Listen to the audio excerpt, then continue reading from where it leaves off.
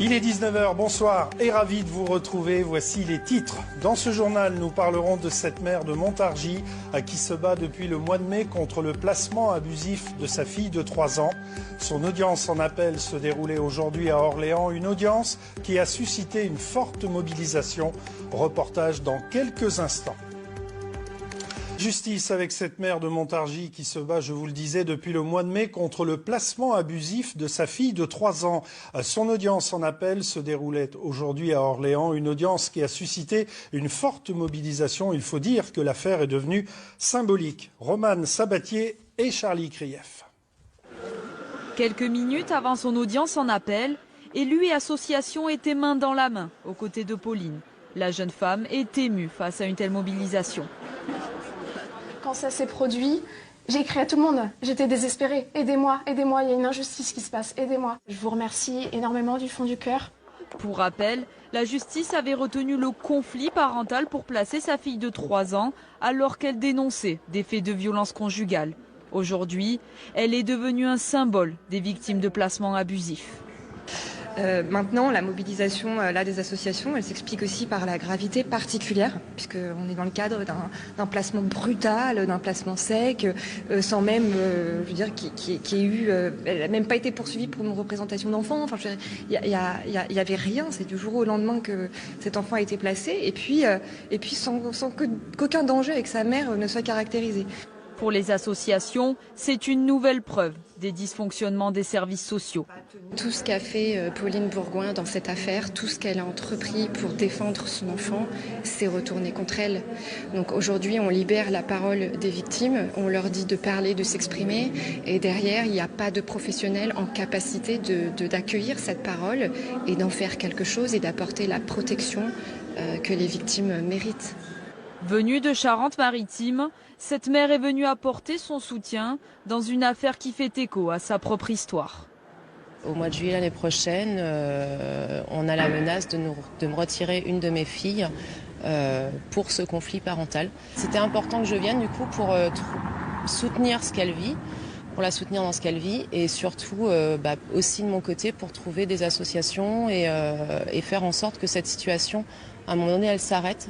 S'arrêtera-t-elle dans le cadre de ce dossier? Le délibéré sera rendu le 30 septembre prochain. Gens qui réfléchissent ou qui donnent les ordres pour que l'aide sociale à l'enfance puisse avancer dans les meilleures conditions possibles. Exemple, les élus municipaux. Exemple, les élus départementaux. Car en règle générale, l'ASE dépend du département. Il y a des élus départementaux qui ne font pas leur travail. Ils ne dénoncent pas les incohérences ou du moins les dysfonctionnements de l'aide sociale à l'enfance. Et ce n'est pas normal. Exemple, les responsables associatifs qui ont des associations qui ont pour but d'accompagner les personnes placées par l'aide sociale à l'enfance et qui font du business sur de la misère humaine. Car il ne faut pas oublier qu'un enfant en très grande difficulté, exactement ils disent en TGD, un enfant en TGD coûte exactement 1090 € par jour à l'État. Allez vérifier. Vous allez vérifier. Un enfant en TGD, c'est-à-dire en très grande difficulté, coûte exactement 1090 € par jour. Je vous promets, donnez les 1090 € à une maman qui a un enfant à qui elle n'arrive pas à s'en occuper, vous allez voir qu'en un an, elle va très bien s'en occuper. Comment ça se fait on arrache des enfants à leur famille? En règle générale, qu'est-ce qu'ils font? Ils n'arrivent pas à bien s'occuper de leur enfant, c'est toute une histoire qui est de finance. Mais on donne ça à une association, et à cette association-là, on leur donne 1090 € par jour. On avait fait un calcul sur 5 enfants, ça faisait, je crois, 160 000 € par mois. Vous vous rendez compte? Vous avez 5 enfants en TGD de votre association, vous pouvez toucher 160 000 € par mois. Ok, vous avez les charges que vous voulez, mais c'est énorme. C'est une grosse somme. Mais cet argent-là, c'est nous, on la paye avec nos impôts. Bien sûr, je dis vrai, Abdelrahman. Heureusement, je dis vrai. On s'en renseignait. Le monde ne sera pas détruit par ceux qui font le mal, mais par ceux qui les regardent sans rien faire. Albert Einstein. Tous les êtres humains trébuchent un jour sur la vérité. La plupart se relèvent rapidement, secouent leurs vêtements et retournent à leurs préoccupations comme si de rien n'était. Winston Churchill. Ceux qui ne sont pas avec nous, enfants et anti-pédocriminels, sont contre nous. Pour triompher, le mal n'a besoin que de l'inaction des gens de bien. Des enfants sont détruits, violentés, violés et morts de par votre passivité. Vous êtes avec eux ou contre eux? Pour les pédos ou anti-pédos? Les terroristes comme Mera, les frères Kouachi, Nemouche, etc., les délinquants violeurs d'aujourd'hui, de demain, sont aussi les fruits de la pieuvre via l'aide sociale à l'enfance. Des centaines de milliards d'euros ont alimenté les pédocriminels de l'aide sociale à l'enfance et complices. Et ça continue avec vos impôts. Les audiences concernant des enfants innocents se font dans des huis clos sans public. Les enregistrements vidéo ou sonores y sont interdits. Pourquoi ? Les dossiers sont inaccessibles aux enfants ou à leurs parents qui les défendent. Pourquoi cette opacité? Pourquoi cette injustice de la justice pour des enfants innocents qui les pousse à être violés, violentés et à la mort? Les impliqués, magistrats, membres de l'aide sociale à l'enfance, etc. dans les dossiers d'enfants innocents ne veulent pas remplir des attestations sur l'honneur dans l'intérêt des enfants en lesquels ils certifient ne pas transgresser les lois, donc respecter les lois.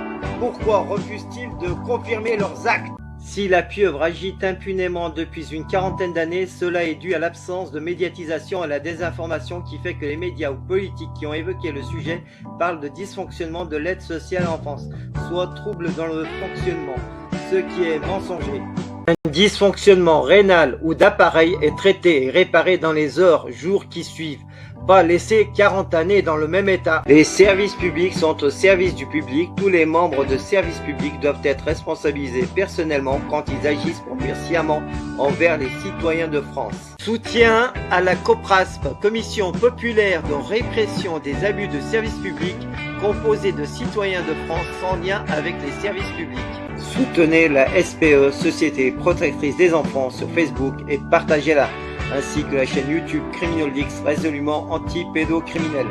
Pour soutenir Criminal-Lix et libérer les enfants victimes de la pieuvre pédocriminelle via ASE, Aide sociale en France, pour combattre la pédocriminalité, je vous invite à faire des dons sur le compte qui suit. Ma chaîne étant bloquée, je vous invite à cliquer sur la cloche et à choisir l'option toutes pour recevoir les notifications des nouvelles vidéos publiées. Merci.